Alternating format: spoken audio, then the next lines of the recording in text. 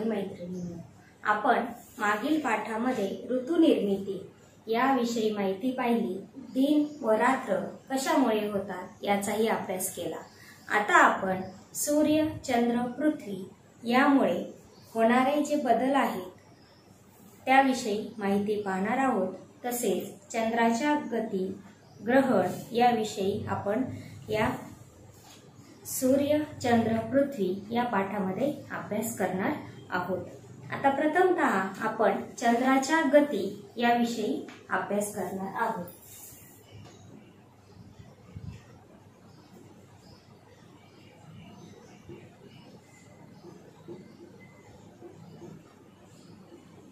आता चंद्राच्या गती ज्या आहेत त्या आहेत अक्षीय आणि कक्षीय गती।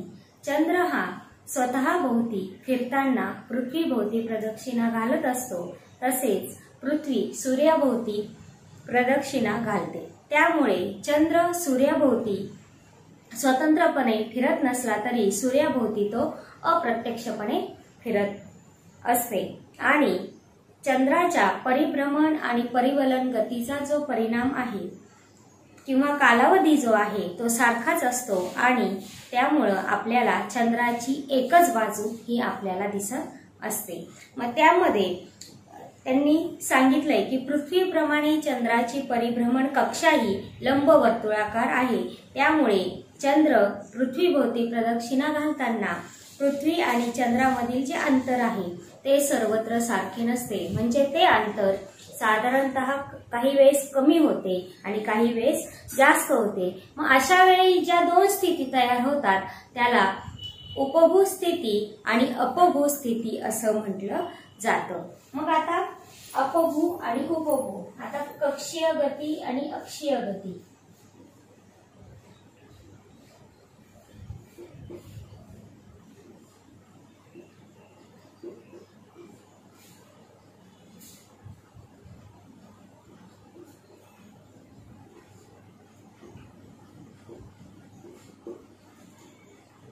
दोन स्थिती निर्माण होतात।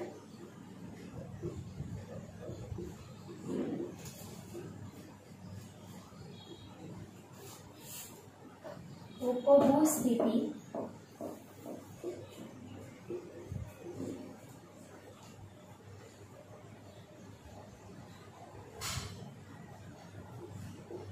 अपभू स्थिती।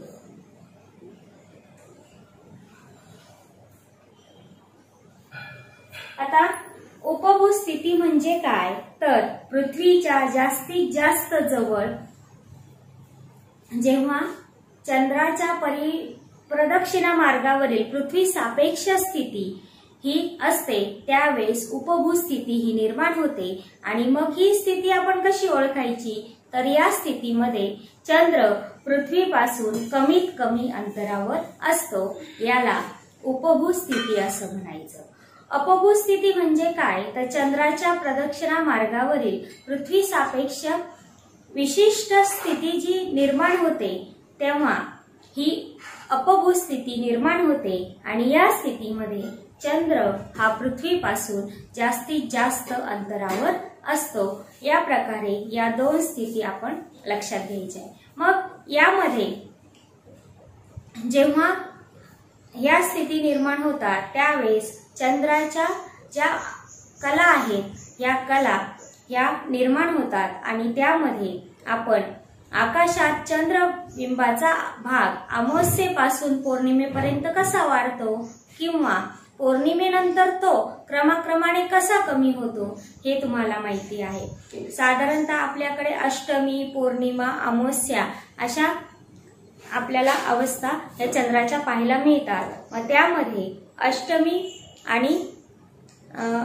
अष्टमीमध्ये शुक्ल पक्ष आणि कृष्ण पक्ष याही आपल्याला पाहायला मिळतात। मग अमावस्या, अष्टमी आणि पौर्णिमेच्या दिवशी दिसणाऱ्या ज्या चंद्रकलांची जी स्थिती आहे ती कृष्ण पक्ष आणि शुक्ल पक्ष या दोन्हीमध्ये आपल्याला पाहायला मिळते। मग त्या दिवशी चंद्र, पृथ्वी आणि सूर्य यांची सापेक्ष स्थिती सुद्धा आपल्याला पाहायला मिळते। मग याचा अभ्यास करत असताना आपण मग ज्या चंद्रकला पृथ्वीवरून पाहत असतो त्यामध्ये चंद्रकला पाहत असताना त्या चंद्रबिंबाचे प्रकाशित भाग आपल्याला पाहायला मिळतात आणि हे भाग चंद्रावरून परावर्तित होणाऱ्या सूर्यप्रकाशामुळे दिसतात. मग हे भाग जे आपल्याला दिसतात त्यामध्ये कृष्ण पक्ष जो आहे साधारण याचा कालावधी किती असतो तर पौर्णिमेनंतर प्रतिपदेपासून अमावस्येपर्यंतचा जो पंधरवडा आहे तो कृष्ण पक्ष म्हणून आपल्याकडे ओळखला जातो. यामध्ये हे भाग चंद्रावरून परावर्तित होणाऱ्या सूर्यप्रकाशामुळे आपल्याला दिसतात, पण चंद्र पृथ्वीभोवती फिरत असताना पौर्णिमेला सूर्याच्या विरुद्ध बाजूस तो असतो आणि अमावस्येस तो पृथ्वी आणि सूर्य यांच्यामध्ये असतो. त्यामध्ये शुद्ध आणि वद्य अष्टमीच्या दिवशी या चंद्र पृथ्वी सूर्य यांच्यामध्ये 90 अंशाचा कोण होतो. त्यावेळेस आपल्याला चंद्राच्या प्रकाशित भागाचा फक्त अर्धाच भाग हा आपल्याला दिसत असतो. म्हणून आपल्याला आकाशामध्ये जो चंद्र आहे तो अर्धवर्तुळाकार दिसतो. मग आता यामध्ये आपण या चंद्रकलांचा आणि त्याविषयी जो आपल्याला वेगवेगळ्या अवस्था आहेत चंद्राच्या त्याचा अभ्यास केल्यानंतर आपण ग्रहणे याविषयी अभ्यास पाहणार आहोत.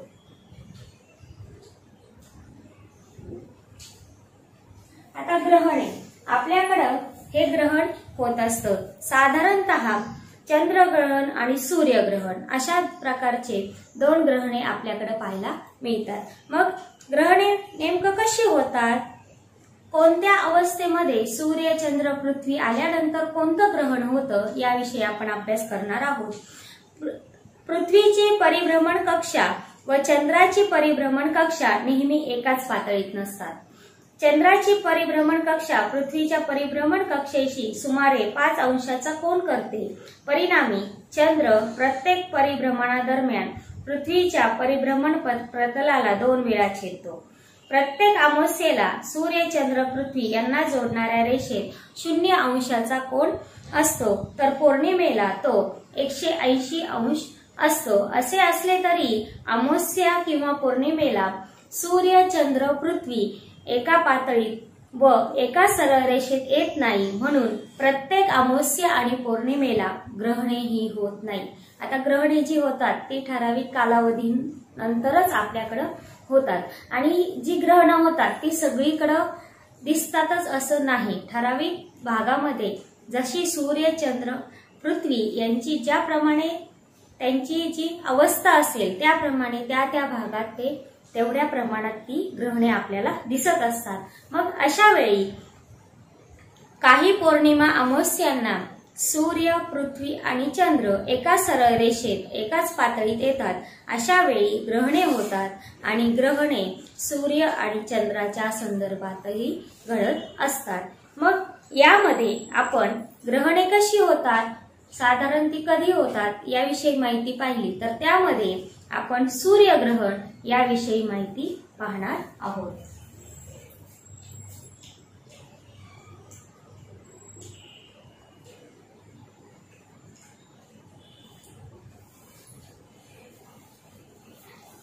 सूर्य व पृथ्वी यांच्या दरम्यान चंद्र आल्यामुळे चंद्राची सावली पृथ्वीवर पडते. या स्थितीत हे 3ही खगोल समपातळीत व एका सरळ रेषेत असतात. त्यामुळे दिवसा चंद्राची सावली पृथ्वीवर ज्या ज्या ठिकाणी पडते तेथून सूर्यग्रहण अनुभवता येते. आता सूर्यग्रहण जेव्हा पडतं तेव्हा आपल्याकडे ग्रहणाच्या बाबतीत काही गोष्टी या मानल्या जातात की ग्रहण काळात कोणीही अन्न सेवन करू नये, ग्रहणामध्ये देवाची आराधना करावी, ग्रहण काळात काही गोष्टी करू नये, अशा पूर्वीपासून चालत आलेल्या काही गोष्टी आपण ह्या पाळत असतो. त्यामध्ये सूर्यग्रहण जेव्हा होतं त्यावेळेस आता ह्या सगळ्या भौगोलिक घटना आहेत, त्याला आपण भौगोलिक शास्त्रीय दृष्ट्या आपण पाहायचं आहे. तर यामध्ये आपण सूर्य व पृथ्वी यांच्या दरम्यान जेव्हा चंद्र येतो तेव्हा जी सावली पृथ्वीवर पडते, मग अशा स्थितीत ते एका सरळ रेषेत आणि समपातळीत म्हणजे सारख्या पातळीवर ते येतात आणि ज्या ठिकाणी दिवसा चंद्राची सावली पृथ्वीवर पडते तेव्हा सूर्यग्रहण हे होत असतं। मग ही सावली दोन प्रकारे पडते, ती मध्य भागात दाट असते आणि कडेच्या भागात ती विरळ झालेली आपल्याला पाहायला मिळते। मग ज्या भागामध्ये पृथ्वीवर दाट सावली असते तेव्हा जो सूर्य असतो तो पूर्णपणे झाकलेला असतो, तेव्हा जे ग्रहण होतं किंवा जी स्थिती असते त्याला खग्रास सूर्यग्रहण असे म्हणतात। आता सूर्यग्रहणामध्ये पहिलं खग्रास सूर्यग्रहण।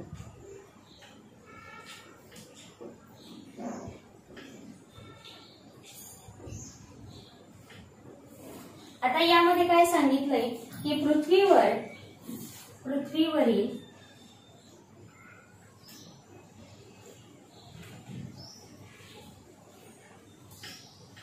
ज्या भागात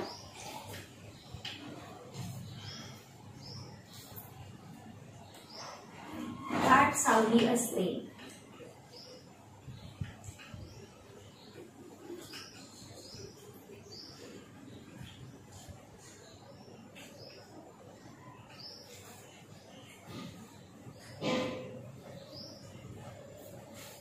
व सूर्य पूर्णपणे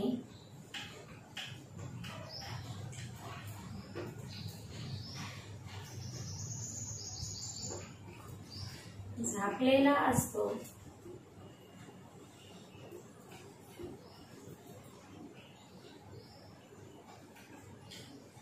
तेव्हा खग्रास सूर्यग्रहण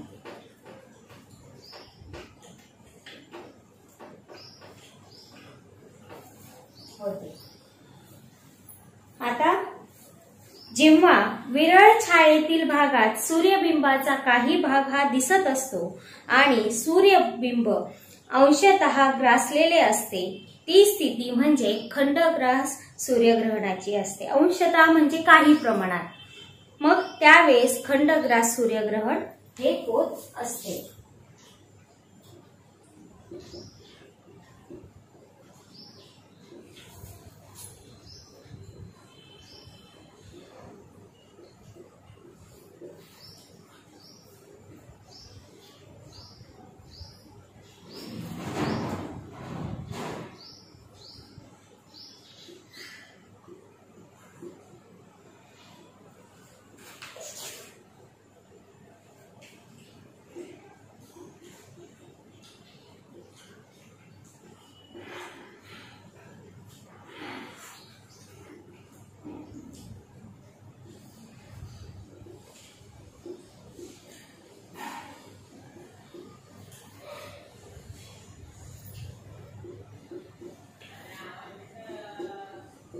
तेव्हा सूर्यबिंब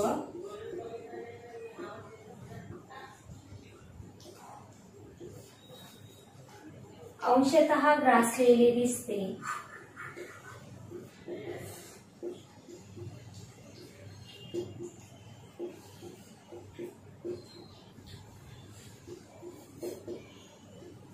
तेव्हा खंडग्रास सूर्यग्रहण होते।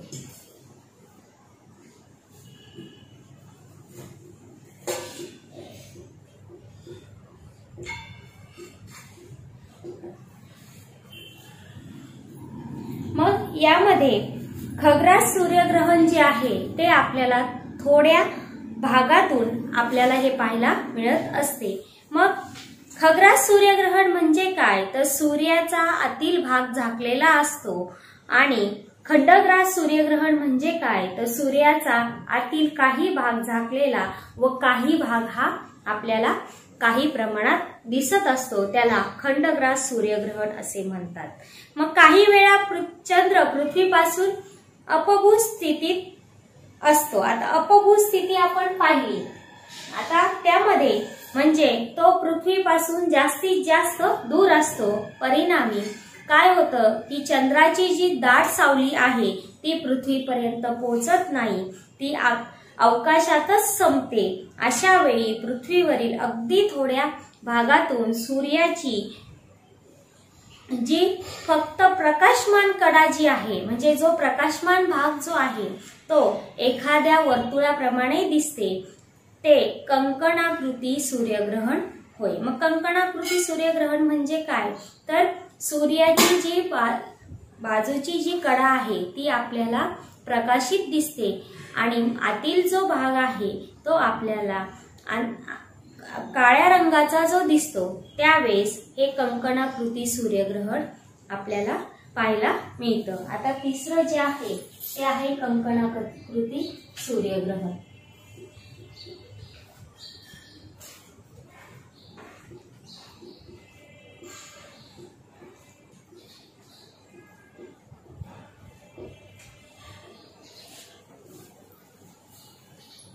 तर यामध्ये पहा की आपण एखादा इथं त्यांनी प्रयोग सांगितलाय की घट्ट चिखलाचा किंवा चिकण मातीचा एक गोळा घ्यायचा, तो टेबलवर मध्यभागी ठेवायचा, चिखल्याच्या गोळ्यात एक पेन्सिल उभ्या दिशेने रोवायची आणि पेन्सिलचे टोक जे आहे ते वरच्या बाजूला येईल असं पाहायचंय आणि त्या पेन्सिलच्या टोकावर स्पंजचा किंवा प्लास्टिकचा लहान चेंडू बसवा आणि त्या चेंडूला तुम्ही चंद्र तो आहे असं मानायचंय आणि या चेंडूवर मध्यभागी पेन्सिलने एक वर्तुळ काढायचं आहे। त्यानंतर त्यांनी सांगितलंय की आता या चेंडूच्या मागे 10 ते 15 सेंटीमीटर एक मोठा प्लास्टिकचा किंवा रबराचा चेंडू ठेवा आणि या चेंडूला पृथ्वी आहे असं मानायचंय। त्यावर देखील मध्यभागी पेन्सिलने वर्तुळ काढा आणि या वर्तुळाला विषुववृत्त समजायचंय। हा चेंडू टेबलवर स्थिर ठेवण्यासाठी शाळेत उपलब्ध असलेल्या रबरी रिंगचा किंवा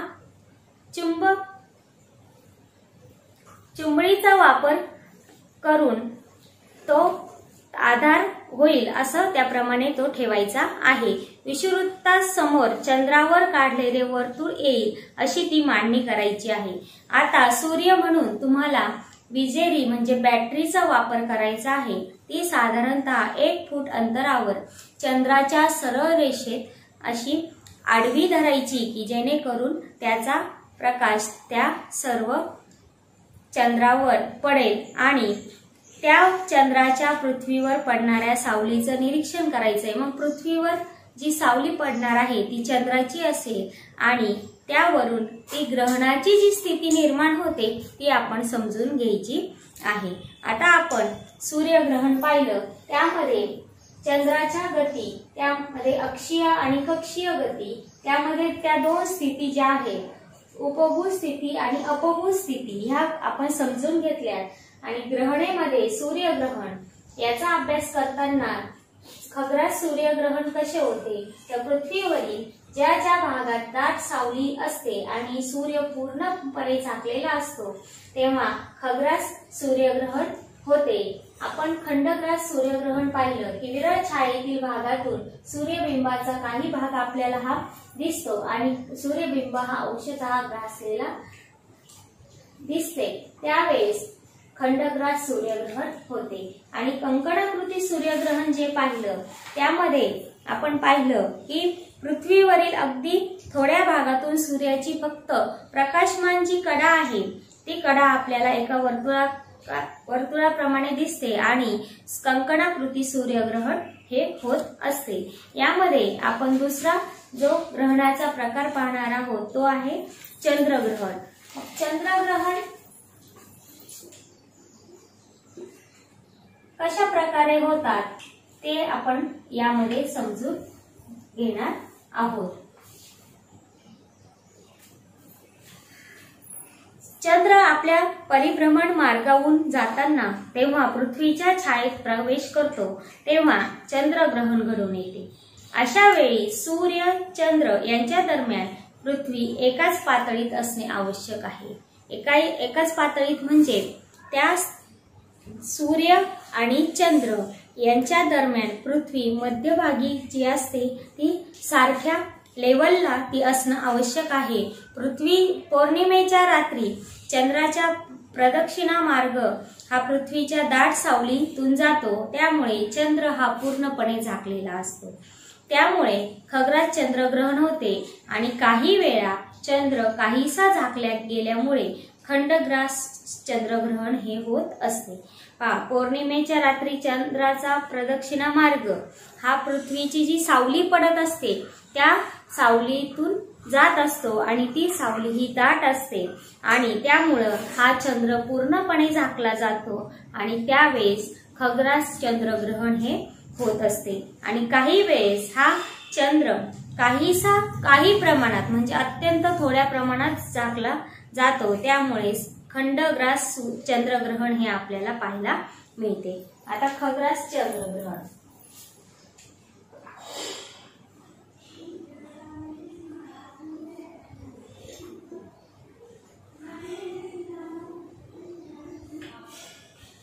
आता खग्रास चंद्रग्रहण कसे होते तर पौर्णिमेच्या रात्री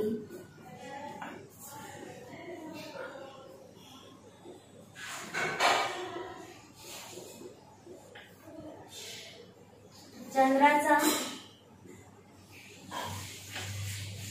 प्रदक्षिणा मार्ग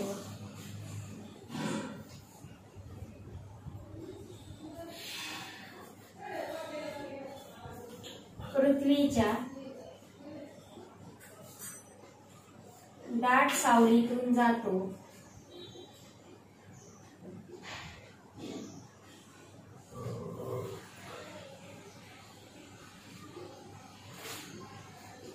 त्यामुळे चंद्र पूर्णपणे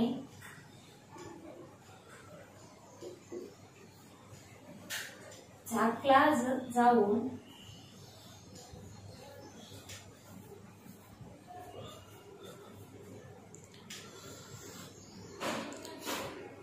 खग्रास चंद्रग्रहण होते.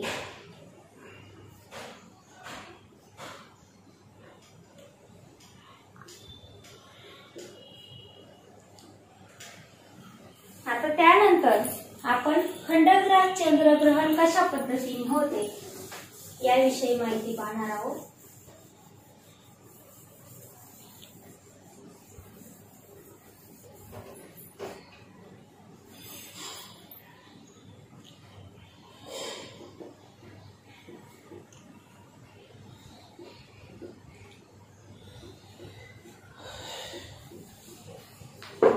यामध्ये काही वेळा चंद्राचा काहीसा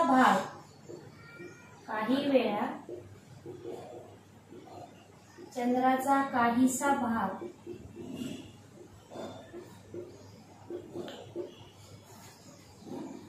झाकला गेल्यामुळे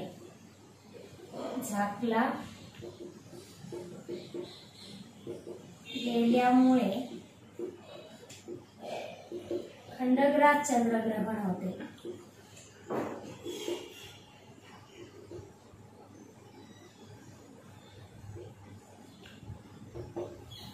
आता यामध्ये आपण सूर्यग्रहणाची काही वैशिष्ट्ये आहेत, ती वैशिष्ट्ये आपण पाहणार आहोत. सूर्यग्रहण हे अमावास्येला होते, पण ते प्रत्येक अमावास्येला होतेच असे नाही. सूर्य, चंद्र व पृथ्वी हे अनुक्रमे एका सरळ रेषेत व एका पातळीत असल्यावरच सूर्यग्रहण होते. खग्रास सूर्यग्रहणाचा जास्तीत जास्त कालावधी हा 7 मिनिटे 20 सेकंद म्हणजेच 440 सेकंद इतका असतो. ही झाली सूर्यग्रहणाची वैशिष्ट्ये. त्यामध्ये चंद्रग्रहणाची जी वैशिष्ट्ये आहेत ती पहा. चंद्रग्रहण पौर्णिमेला होते, पण ते प्रत्येक पौर्णिमेलाच होते असे नाही. सूर्य, पृथ्वी व चंद्र हे अनुक्रमे एका सरळ रेषेत व एका पातळीत आल्यावरच चंद्रग्रहण हे होत असते. आणि खग्रास चंद्रग्रहणाचा जो जास्तीत जास्त कालावधी आहे तो 107 मिनिटे इतका आपल्याला पाहायला मिळतो. तर यामध्ये आपण सूर्यग्रहणाची जी वैशिष्ट्ये आहेत ती परत एकदा पाहू.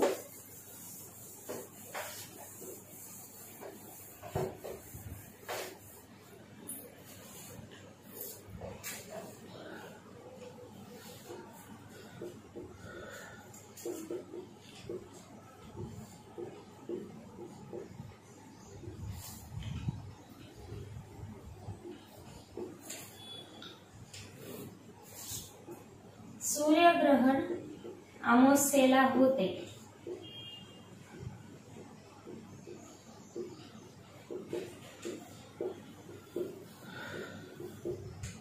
पण प्रत्येक अमावस्येला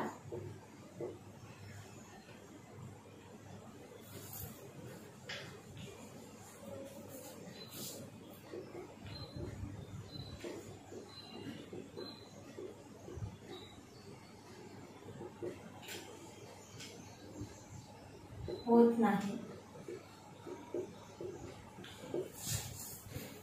दुसरं, सूर्य चंद्र पृथ्वी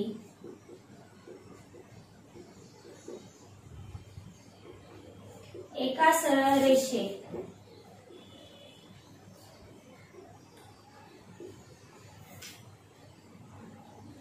व एका पातळीत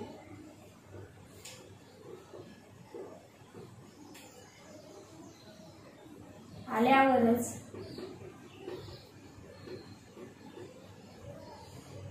सूर्यग्रहण होते.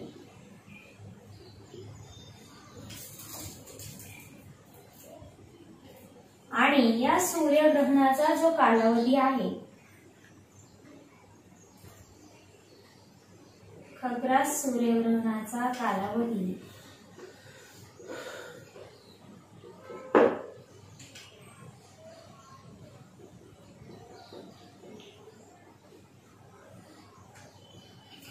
जास्तीत जास्त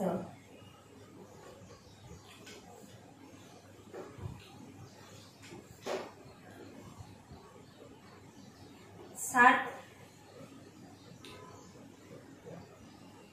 मिनिटे 20 सेकंद म्हणजेच 440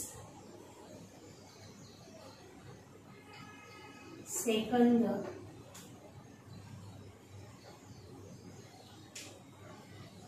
असतो. आता चंद्रग्रहणाची जी वैशिष्ट्ये आहेत ती पाहूयात.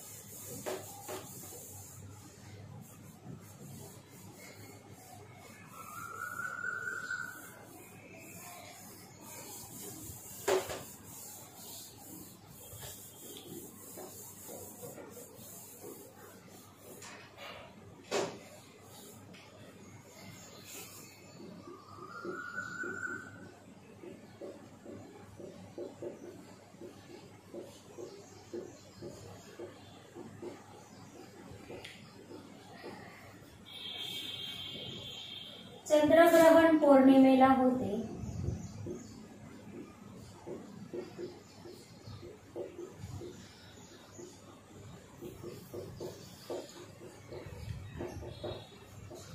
प्रत्येक पौर्णिमेला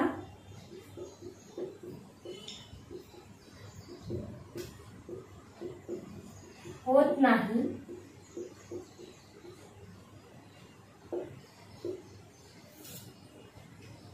सूर्य पृथ्वी व चंद्र, सूर्य पृथ्वी व चंद्र एकाच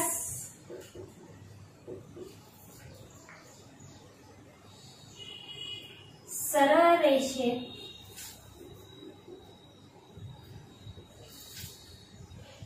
व एका पातळीत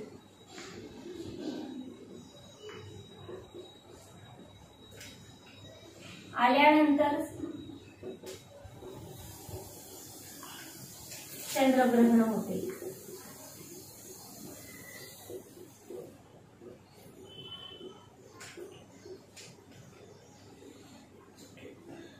खग्रास चंद्रग्रहणाचा जो कालावधी आहे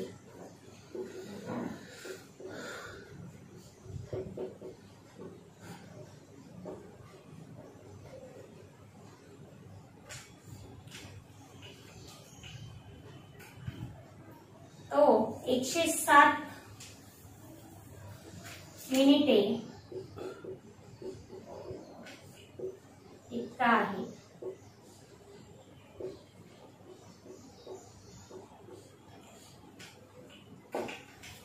आता आपण सूर्यग्रहण सूर्यग्रहणाची वैशिष्ट्ये आणि चंद्रग्रहणाची वैशिष्ट्ये याचा अभ्यास केला। आता ग्रहण ही एक खगोलीय घटना आहे। त्यामध्ये सूर्यग्रहण आणि चंद्रग्रहण या केवळ खगोलीय स्थिती आहेत। यामध्ये शुभ आणि अशुभ, जसं मी सुरुवातीला सांगितलं की आपल्याकडे काही वेळेस अशा काही पूर्वीपासून गोष्टी ह्या चालीरीती चालत आलेल्या आहेत की अशुभ आणि शुभ असं काहीही नसतं। सूर्य, पृथ्वी, चंद्र एका विशिष्ट स्थितीत येण्याचा जो हा केवळ खगोलीय परिणाम आहे आणि अवकाशीय घटना ह्या नेहमी घडत नसल्याने त्याबद्दल लोकांच्या मनात साहजिकच कुतूहल असते।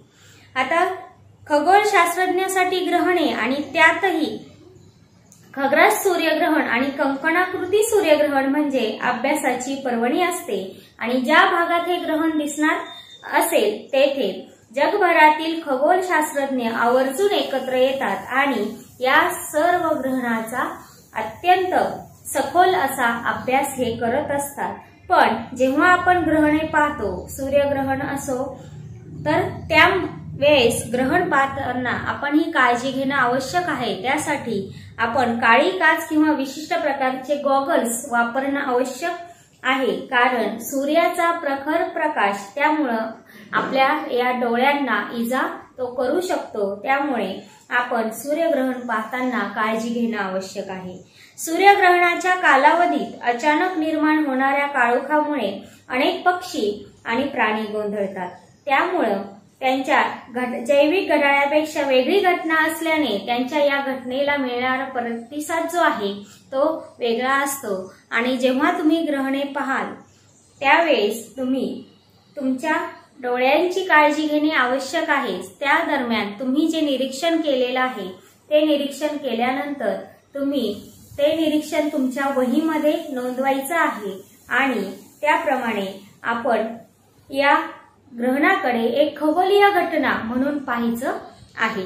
आता आपण चंद्राच्या ज्या गती आहे, ग्रहणे आहे, ग्रहणामध्ये खग्रास सूर्यग्रहण, त्यामध्ये आपण चंद्रग्रहण, त्यामध्ये आपण खग्रास आणि खंडग्रास चंद्रग्रहण, कंकणाकृती सूर्यग्रहण आणि ग्रहण ही एक खगोलीय घटना आहे याविषयी अभ्यास केला। तसेच सूर्यग्रहण ची जी वैशिष्ट्ये आहेत त्याचाही अभ्यास केला आणि ग्रहणाची जी वैशिष्ट्ये आहेत, चंद्रग्रहणाची जी वैशिष्ट्ये आहेत त्याचाही आज आपण अभ्यास केला। आता या पुढील जो भाग आहे तो आपण पुढील भागात पाहूया।